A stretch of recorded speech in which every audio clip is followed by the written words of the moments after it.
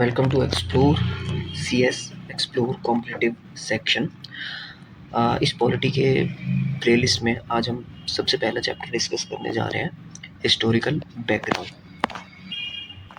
इस पूरे प्लेलिस्ट में और इस वीडियो में हम जानेंगे कि हमारा कॉन्स्टिट्यूशन जो बना है उससे पहले क्या हुआ है, मतलब उसका बैकग्राउंड क्या रहा है, पूरा बनने में किसका हाथ हुआ है, किसने क्या किया है, वो सब कुछ आज हम इस वीडियो में जानेंगे। तो शुरू करते हैं। एक चीज़ तो मैं बताना चाहूँगा, इसमें जितना भी हम डिस्कस करने वाले हैं वो सारा का सारा एक तरीके से वन लाइनर होगा। ठीक है, हम ज़्यादा डीप में नहीं जाएंगे, लेकिन सब कुछ अच्छे से हम यहाँ पे समझेंगे कि क्या चीज़ कैसे हुई है, क्यों हुई है। ठीक है, तो वन लाइनर पे मैं ज़्यादा फोकस करूँगा इसमें। तो शुरू करते हैं। हिस्टोरिकल बैकग्राउंड में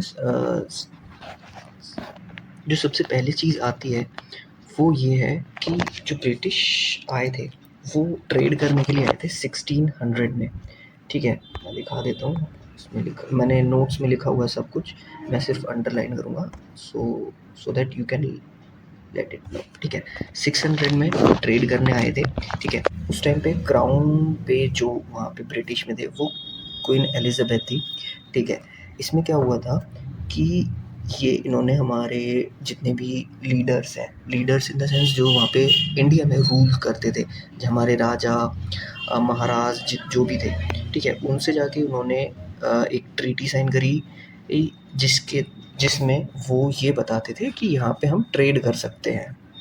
ठीक, तो वन बाय वन हम जानेंगे क्या हुआ इसमें। अभी डिस्कस करते हैं हम। इसमें एक चीज़ और है, इसमें एक नाम आपको देखने को मिलेगा जो कि है एमएन रॉय। तो इन एमएन रॉय ने क्या किया था, इन्होंने एमएन रॉय ने एक प्रपोजल रखा था, सजेस्ट किया था कि एक कॉन्स्टिट्यूशन असेंबली बननी चाहिए। तो इसमें जैसे कि इस नोट्स में हम देख सकते हैं कि देखिए 1946 में इन्होंने प्रपोजल अपना रखा, और जो 26 जनवरी 1950 the constitution came into being. जो कॉन्स्टिट्यूशन वो हमारा लाइव हो गया है इन द सेंस। ठीक है, अभी इसको हम दो पार्ट में डिवाइड करते हैं। पहला जो है वो है कंपनी रूल और दूसरा है क्राउन रूल। तो सबसे पहले हम डिस्कस करते हैं कंपनी रूल। जो कंपनी रूल हमारा चला था वो चला था 1773 से 1858 तक। इसमें काफ़ी सारे एक्ट्स आए हैं। I hope you all know the difference between act, let me right it, act and difference between bills, right. जिसको भी पता है एक्ट्स और बिल्स में डिफरेंस क्या है वो कमेंट करे। ठीक है, आगे डिस्कस करते हैं। रेगुलेटिंग एक्ट 1773 में ये आया था। इसमें क्या हुआ था कि जो ब्रिटिश गवर्नमेंट है उन्होंने पहला स्टेप लिया था कंट्रोल करने के लिए ईस्ट इंडिया कंपनी को कंट्रोल करने के लिए इन्होंने स्टेप्स लिए थे। क्या स्टेप्स लिए थे कि जो भी पॉलिटिकल और एडमिनिस्ट्रेशन फंक्शंस जो होगी वो कुछ हद तक संभाले ब्रिटिश गवर्नमेंट। ठीक है, और एक चीज़ और इसमें, देखो ये वाला last point, it's led the foundation of central administration India. Central foundation in India का फाउंडेशन यहाँ पे हुआ था। ठीक है, ये सेंट्रलाइजेशन यहाँ पे हो रहा है, एक तरीके से स्टार्ट हुआ है अभी। अब इसके फीचर्स क्या क्या है, मतलब इसमें इन डेप्थ में क्या क्या हुआ था, ये चीज़ इंपॉर्टेंट है। अब यहाँ से स्टार्ट होगा वन लाइनर। ठीक है, सबसे पहली चीज़ जो यहाँ पे हुई थी, इन्होंने फोर मेंबर्स को इन्होंने हायर किया था एज अ एग्जीक्यूटिव काउंसिल, जिसमें ये गवर्नर ऑफ बंगाल को पहले इन्होंने बनाया गवर्नर जनरल ऑफ बंगाल। अब इनको असिस्ट करने के लिए इन्होंने 4 मेंबर्स रखे जो कि एग्जीक्यूटिव काउंसिल्स हैं। जो सबसे पहले हमारे गवर्नर जनरल बने वो बने लॉर्ड वेरन हेस्टिंग। ठीक है, तो ये एक इम्पोर्टेंट नाम होता है हमारे वन लाइनर में। अगर हम 1 एलिमेंट देखें तो ये काफ़ी बार क्वेश्चन पूछा गया है, काफ़ी सारे एग्जाम्स में पूछा गया है ये, लॉर्ड वेरन हेस्टिंग। या फिर पूछा जाता है कि first governor general of Bengal कौन थे, ठीक है। तो ये चीज़ हमें याद रखनी है। अब इसमें क्या है, जो पहले हमारे पास कुछ गवर्नर्स थे, जैसे कि बॉम्बे, मद्रास और बंगाल। अब इसमें क्या हुआ है, बॉम्बे और मद्रास के जो भी गवर्नर हैं उनको हटा के एक मतलब एक के ही अंडर में कर दिया सब कुछ, वो है बंगाल। बंगाल के अंडर में सारी की सारी प्रेसिडेंसीज आ गई हैं अभी, ठीक है। अब तीसरी पॉइंट जो सबसे इम्पोर्टेंट है, एक चीज़ और इसमें, इसी एक्ट के तहत हमें मिला था अपना फर्स्ट सुप्रीम कोर्ट, जो कि कोलकाता में बनाया गया था 1774 में, जिसमें एक चीफ जस्टिस था और 3 अदर जजेस थे। ये क्वेश्चन भी बहुत बार पूछा गया है कि सुप्रीम कोर्ट ऑफ कलकत्ता कौन से सन में बनाया था और कौन से एक्ट में बनाया गया था। तो ये बनाया गया था रेगुलेटिंग एक्ट 1773 में, ठीक। अभी हम नेक्स्ट देखते हैं कि नेक्स्ट क्या है। नेक्स्ट पॉइंट में हम देख सकते हैं कि इट प्रोहिबिटेड द सर्वेंट, ठीक है। अब इसमें क्या है था, जो भी हमारी जो ईस्ट इंडिया कंपनी थी, वहाँ पे जो बंदे काम करते थे, जितने भी वर्कर्स काम करते थे, वो दिन प्रतिदिन अमीर होते जा रहे थे। अमीर कैसे हो रहे थे कि वो एक तो ऑफिस से भी सैलरी आ रही है उनके पास, ठीक है, वो अपना प्राइवेट बिजनेस भी कर रहे हैं। अब अब इन्होंने सपोज करो कोई कंपनी ने एक बैग बनाया, ठीक है, वो बैग सपोज 100 रुपीज़ का बेच रहे हैं वो, 100 रुपीज़ का। अब इसके पास 2 ऑप्शंस हैं, या तो वो कंपनी के थ्रू बेचे तो सारे के सारे $100 या 100 रुपीज़ वो कंपनी के पास चले जाएंगे। लेकिन अभी क्या है, वो बेच सकता है प्राइवेट। अब जो भी प्राइवेट होगा वो सीधा का सीधा इसी के जेब में जाएगा, ठीक है। तो जो भी यहाँ पे काम कर रहे थे वो दिन पे दिन अमीर होते जा रहे थे। और जहाँ पे बात करते हैं हम ब्रिटिश में जितने भी वर्कर्स थे और जो दूसरी कंपनी में वर्क करते थे, वो यहाँ से चिढ़ रहे थे, ठीक है। तो प्रेशर आ रहा था एक वहाँ ब्रिटिश पार्लियामेंट पे, क्राउन पे, ठीक है। तो उसको देखते हुए इन्होंने जो वहाँ पे जो भी इंडिया में ब्रिटिश ईस्ट इंडिया कंपनी में जो भी काम करते थे उनको प्राइवेटली काम करने से बैन कर दिया। वो कोई भी प्राइवेट ट्रेड नहीं कर सकते थे, ठीक है। तीसरी चीज़ क्या हुआ, जो ब्रिटिश गवर्नमेंट है वो चाहती थी कि अपने ऊपर सारा का सारा कंट्रोल है, धीरे धीरे वो कर रही थी, ठीक है। तो उसने अपनी कंट्रोलिंग पावर बढ़ाई है, जिसमें बढ़ाई है रेवेन्यू, सिविल एंड मिलिट्री में, ठीक है। तो ये था हमारा रेगुलेटिंग एक्ट जो कि 1773 में आया था, ठीक है। इसके बाद आता है पिट्स एक्ट 1784। अब इस पिट्स एक्ट को एक्ट ऑफ सेटलमेंट भी कहता है। देखिए इसमें यहाँ पे लिखा है एक्ट ऑफ सेटलमेंट, ठीक है। इट्स पिट्स एक्ट जो कि 1784 में आया था, इसको एक्ट ऑफ सेटलमेंट के नाम से भी जाना जाता है। अब इसमें क्या क्या चीज़ें हुई है, सबसे पहले जो चीज़ इसमें है, इसने डिस्टिंग्विश किया है इन्होंने commercial and political function of company के पॉलिटिकल और कॉमर्शियल फंक्शन को इन्होंने डिस्टिंग्विश किया, ठीक है। अभी एक चीज़ I think I missed it, court of director, या कोर्ट ऑफ डायरेक्टर जो हमारे रेगुलेटिंग एक्ट में थे, वो court of director regulating act में ही आए थे, ठीक है। अभी कोर्ट ऑफ डायरेक्टर को हैंडल करने के लिए इन्होंने क्या किया, एक और बॉडी को बनाया जिसका नाम उन्होंने रखा बोर्ड ऑफ कंट्रोल, ठीक है। तो ये बोर्ड ऑफ कंट्रोल क्या करता था, पॉलिटिकल्स अफेयर्स हैंडल करता था। और अब जो कोर्ट ऑफ डायरेक्टर थे उनके पास सिर्फ कॉमर्शियल अफेयर्स रह गए थे, ठीक है। इसी को कहते हैं हम ड्यूअल गवर्नमेंट। तो ये क्वेश्चन पूछा जाता है कि ड्यूअल गवर्नमेंट कौन से एक्ट में एस्टेब्लिश हुई थी और इसमें क्या क्या चीज़ें आती हैं, जैसे कोर्ट ऑफ डायरेक्टर और बोर्ड ऑफ कंट्रोल, ये 2 चीज़ें आई थी। इसी को कहते हैं ड्यूअल गवर्नमेंट, ठीक। जो बोर्ड ऑफ डायरेक्टर का काम था वो क्या था कि वो supervise and direct all operations of civils and military government, ठीक है। किसके तहत, किसके लिए, ब्रिटिश पोजेशन इन इंडिया, ठीक है। ये कुछ चीज़ें थी जो कि आती हैं हमारे पिट्स एक्ट में, ठीक है। अब हम इसके बाद डिस्कस करेंगे इसमें कुछ खामियां थी, पिट्स एक्ट में कुछ खामियां थी। इसके बाद आता है हमारा चार्टर एक्ट। सबसे पहले जो चार्टर एक्ट आया था वो आया था 1793 में।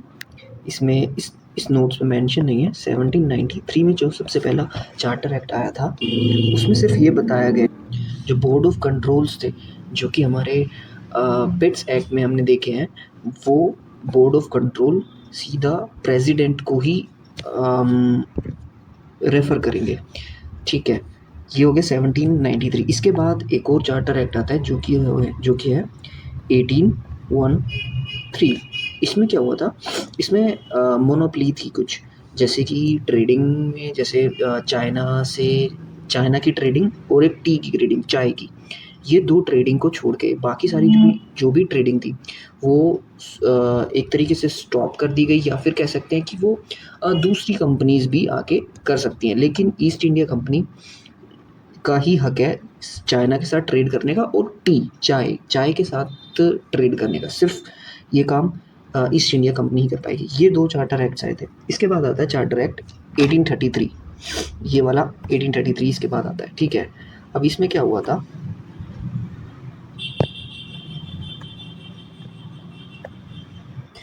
जैसा कि हमने देखा था, गवर्नर जनरल ऑफ बंगाल जो थे हमारे, वो कौन थे, लॉर्ड वारेन हेस्टिंग, ठीक है। तो अभी इसमें क्या हुआ, लॉर्ड वारेन हेस्टिंग जो कि हमारे गवर्नर जनरल ऑफ बंगाल थे, उनको बना दिया गया गवर्नर जनरल ऑफ इंडिया, ठीक है। अब ये किसके लिए थे, all civils and military powers. इनके पास सारी सिविल्स पावर थी और सारी मिलिट्री पावर थी, ठीक है। अब इस एक्ट के अंदर जो हमारा गवर्नर जनरल ऑफ इंडिया बने, सबसे पहली चीज़, गवर्नर जनरल ऑफ इंडिया जो सबसे पहले बने वो थे लॉर्ड विलियम बेंटिक।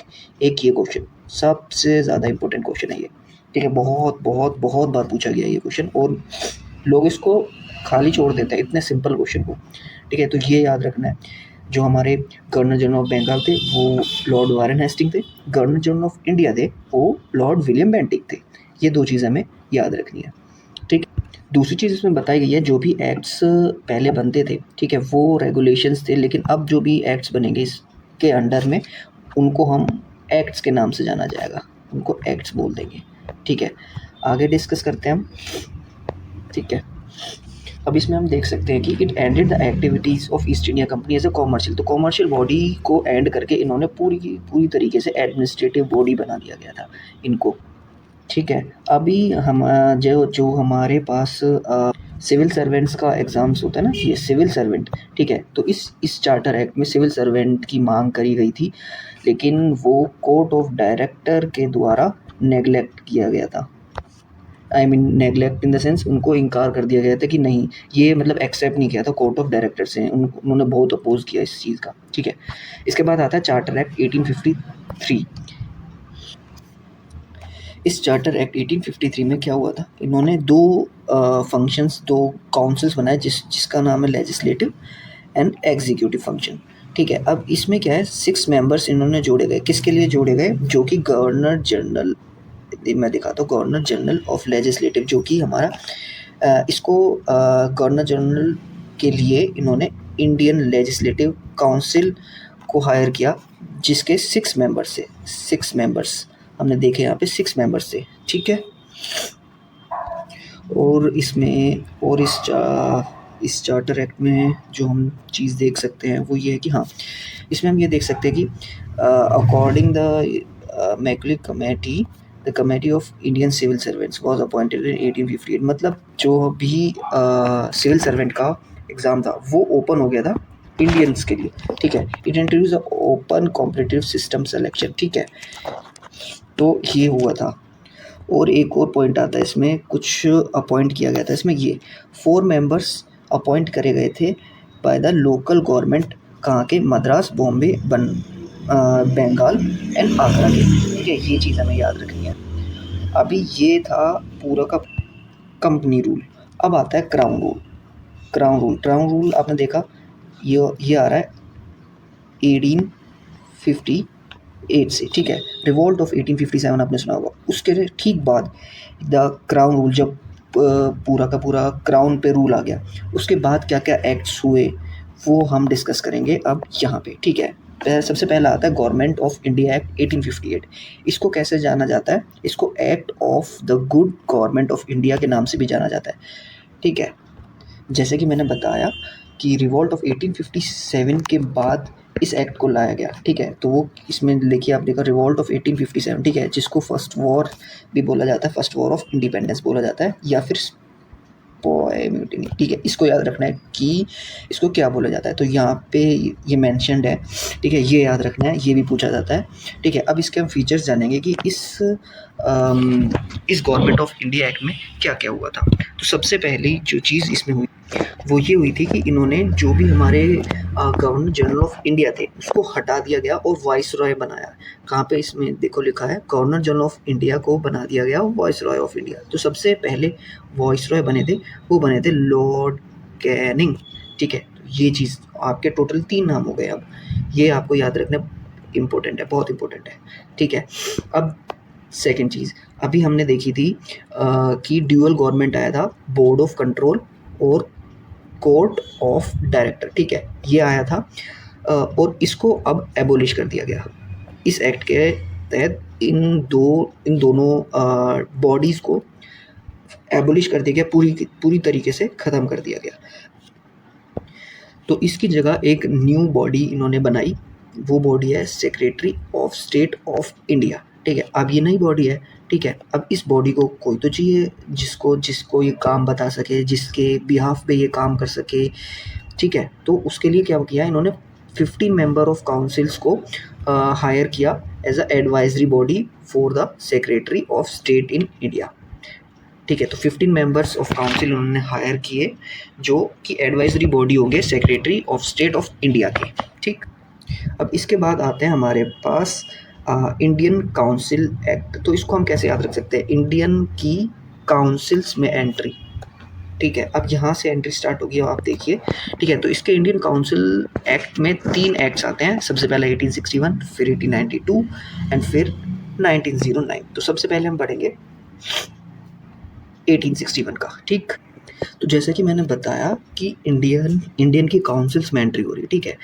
तो अब सबसे पहला जो फीचर आता है 1861 का वो यही आता है, ठीक है। इसमें हम क्या देखेंगे कि जो हमारे वॉइस रॉय हैं, ठीक है, वॉइस रॉय ये नॉमिनेट कर रहे हैं सम इंडियंस को as a non official members to expand his council, ठीक है। तो इनको अपने काउंसिल को एक्सपेंड करने के लिए इन्होंने कुछ नॉन ऑफिशियल मेंबर्स को हायर किया। किसने किया, उस टाइम पे कौन वॉइस रहे थे, वो थे लॉर्ड कैनिंग। इन्होंने किस को हायर किया, 3 थे, ठीक है, Raja of Banaras, Maharaj of Patiala and sir Dinkar Rao. ये तीनों के तीनों इनके फेवरेट थे एक्चुअली, ठीक है। तो इन तीनों को इन्होंने हायर किया अपने काउंसिल में, ठीक।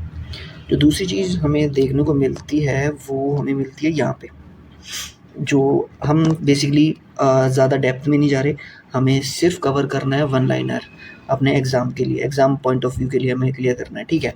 तो अभी यहाँ पे हम देखते हैं कि इन्होंने एक new establishment of new legislative council भी बनाई, ठीक है। कहाँ के लिए, बंगाल के लिए, नॉर्थ वेस्टर्न फ्रंटियर प्रोविनियंस, जिसको NWFP भी जाना जाता है, ठीक है, और पंजाब में, ठीक है। ये बनाई इन्होंने कब, 1862, 1866 एंड 1897 में। ये इतना याद रखने की ज़रूरत नहीं है, बस ये याद रखना है कि हमें बंगाल में बनाई, नॉर्थ में NWFP में और पंजाब में, ये 3 नाम याद रखने हैं बस, ठीक है। दूसरा इन्होंने जो किया, एक पोर्टफोलियो सिस्टम बनाया। पोर्टफोलियो सिस्टम में क्या होता था कि काउंसिल्स के मेंबर होते थे, है ना, वो एक से ज़्यादा, मैं दिखाता हूँ, 1 और मोर डिपार्टमेंट्स ऑफ गवर्नमेंट, ठीक है, एक से ज़्यादा में इंचार्ज कर सकते थे वो, ठीक है। तो ये चीज़ उनको किसने दी, लॉर्ड कैनिंग ने दी। इन्होंने यहाँ का नाम लॉर्ड कैनिंग ने ये इंट्रोड्यूस करी ये चीज़, ठीक है। अब दूसरी चीज़ जो सबसे इम्पोर्टेंट है वो ये है इस एक्ट में कि इसमें जो भी हमारा वॉइस रॉय था, जैसे ये हमारा वॉइस रॉय था ना लॉर्ड कैनिंग इस टाइम पे, ठीक है। तो voice Roy without any intervention of legislative council, ठीक है, वो इमरजेंसी लगा सकते हैं, लेकिन ये क्या कर सकते हैं, सिर्फ और सिर्फ 6 मंथ के लिए वैलिड होती थी वो, ठीक। ये हमारा इंडियन काउंसिल एक्ट 1861 ख़त्म होता है। इसके बाद हम डिस्कस करेंगे इंडियन काउंसिल एक्ट ऑफ 1892। इसमें क्या हुआ था कि इन्होंने एडिशनली कुछ मेंबर्स को इंक्रीज़ किया। देखिए इसमें लिखा है, it increase the number of additional non official members in the central and provisional legislative council, ठीक, but maintain the official majority in them, ठीक है। अभी इन्होंने इंक्रीज़ तो कर दिया। अब क्या है, पहले क्या होता था कि जो भी कुछ बंदे थे वहाँ पे, जो भी सपोज़ उन्होंने पूछा कि जो आपने बजट रखा है वो 100 रुपये का रखा है, तो 100 रुपये का क्यों रखा है, ठीक है। अगर सामने वाले ने बोल दिया ऐसे ही, तो वो कुछ नहीं बोल सकते थे, वो क्रॉस क्वेश्चन नहीं कर सकते थे, इन द सेंस ये था, ठीक है। बट अभी क्या है, the power of discussing the budget and addressing question to the executive. अब इंडियंस के पास भी ये वाली पावर उनको दे दी गई कि वो क्रॉस क्वेश्चन कर सकते हैं, ठीक है। अभी इसके बाद हम डिस्कस करते हैं यहाँ पे कुछ नहीं है। हाँ, फीचर ऑफ एक्ट ऑफ 1909। अब हम डिस्कस कर रहे हैं 1909 का। इसको जानते हैं हम मोरले मिंटो रिफॉर्म के नाम से, ठीक है। इसको क्यों मोरले मिंटो रिफॉर्म कहते हैं, क्योंकि लॉर्ड मोरले जो थे वो उस टाइम पे सेक्रेटरी ऑफ स्टेट थे, और लॉर्ड मिंटो थे वो वाइस रॉय ऑफ इंडिया थे, लॉर्ड मिंटो, ठीक है। ये दो नाम याद रखने हैं कि एक्ट ऑफ 1909 पे सेक्रेटरी ऑफ स्टेट कौन थे, ये क्वेश्चन आ जाता है कभी कभी आता है, वॉइस रॉय ऑफ इंडिया कौन थे उस टाइम पे, तो ये दो चीज़ें हमें याद रखनी। Okay, in this what we can see, the number has been increased from 16 to 60, ठीक है। इसमें लिखा है the number of the legislative councils, ठीक है, उनको बढ़ा दिया गया है। And second thing we can see the it retain the official majority in legislative council but not allowed the provisional legislative council to have non-official majority, ठीक है। ये हालांकि क्वेश्चन नहीं आता, बट ठीक है, हमें ये बस एक तरीके से माइंड में रखना है, ठीक है। दूसरी चीज़ क्या है कि हमारे पास हमने देखा कि जो भी एग्जीक्यूटिव काउंसिल थी वो ठीक है, वो बनती थी वॉइसरॉय एंड गवर्नर्स के, ठीक है।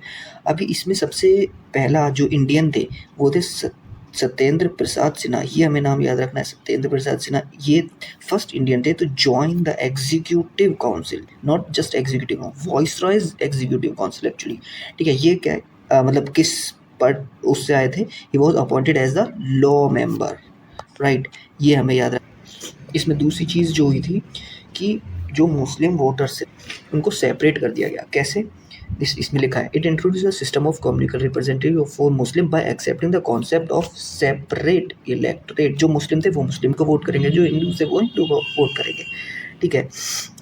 तो इसी को क्या बोला गया बाद में, इसी वजह से इस एक्ट को क्या बोला गया, फादर ऑफ कम्युनिकल इलेक्टोरेट। ये चीज़ हालांकि नहीं पूछी गई, एक ही एग्ज़ाम में पूछी गई थी, वो एग्ज़ाम मुझे हालांकि अभी याद नहीं आ रहा, बट पूछी गई थी, एक ही बार पूछी है, तो हम याद रख सकते हैं इसको, ठीक है।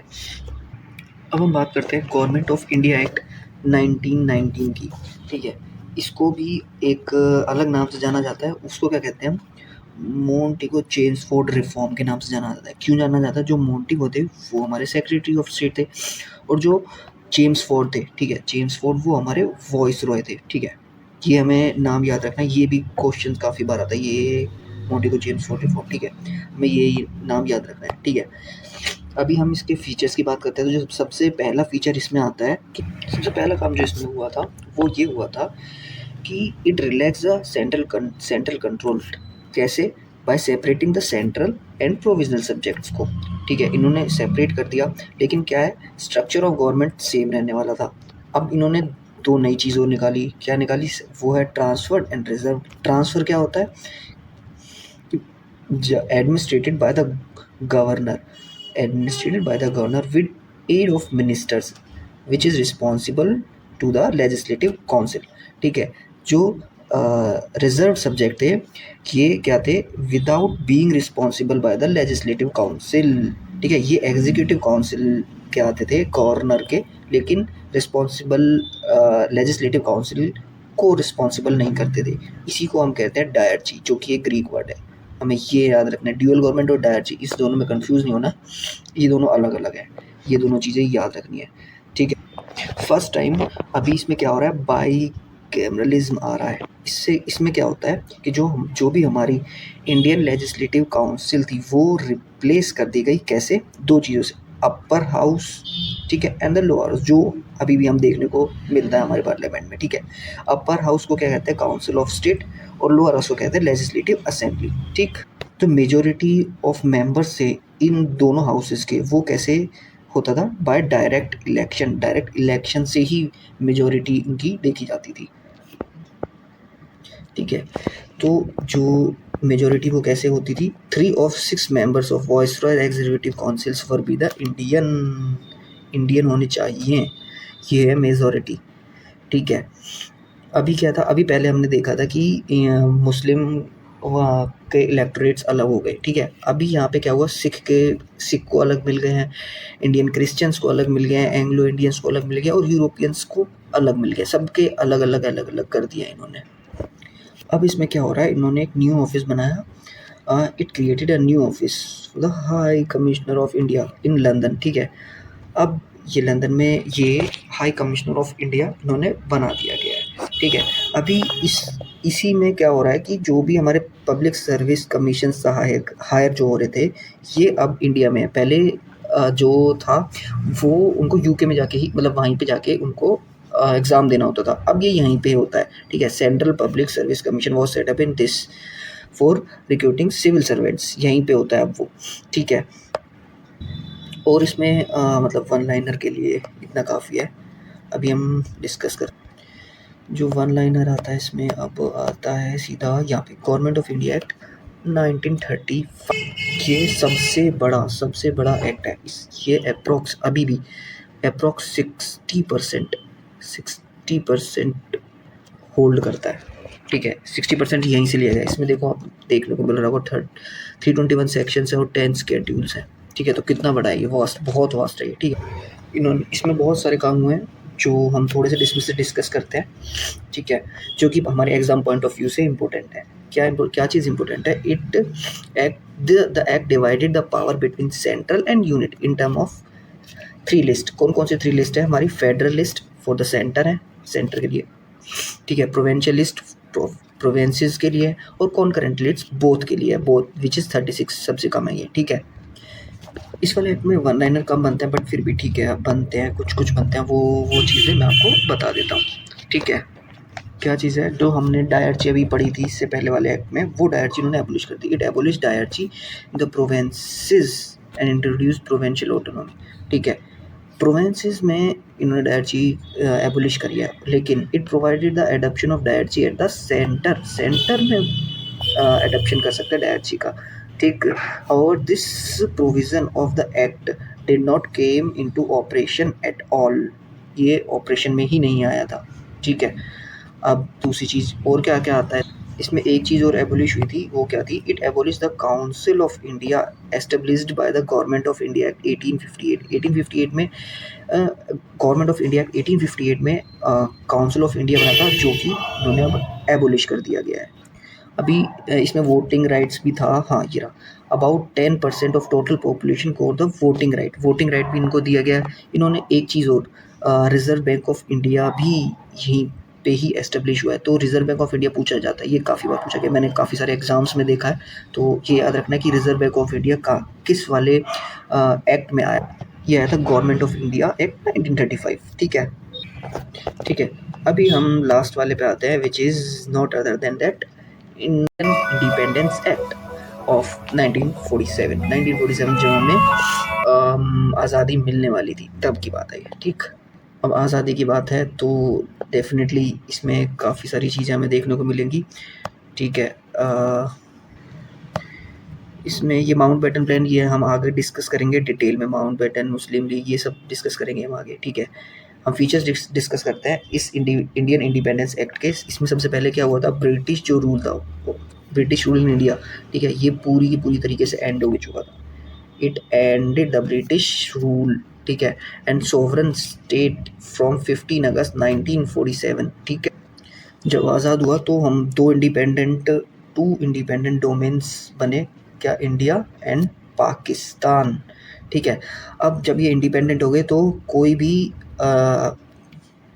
जो भी हमारे ये हैं ब्रिटिश गवर्नमेंट के, उनकी कोई रिस्पॉन्सिबिलिटी नहीं होगी। ठीक है, his majesty's government in British was to have no responsibility with respect to government of India और पाकिस्तान।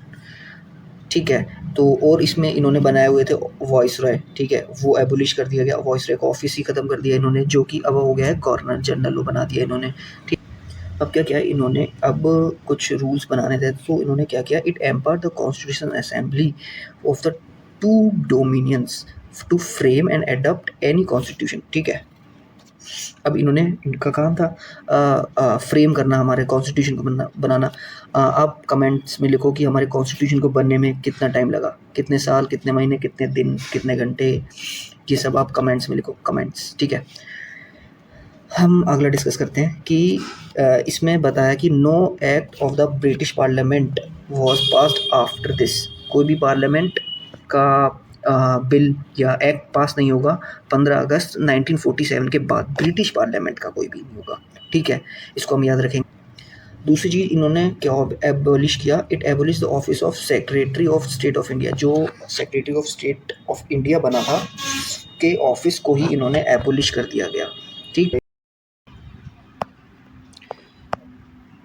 है, ये था हमारा इंडिपेंडेंस एक्ट। ठीक है, अभी इसके बाद जो भी वन लाइनर में क्वेश्चंस बचते हैं, ठीक है, वो हम सारे के सारे हमने कवर कर लिए। तो आज के लिए इतना ही है।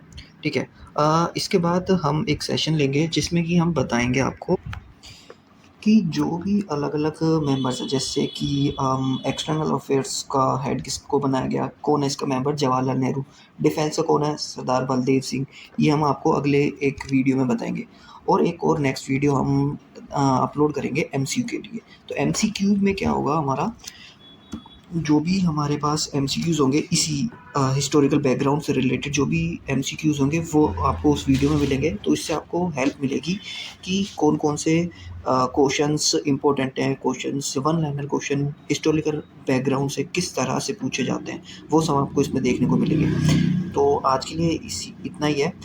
Do like and subscribe and comment all those things. ठीक है, और all the best for your upcoming exams. तब तक के लिए टाटा, बाय बाय।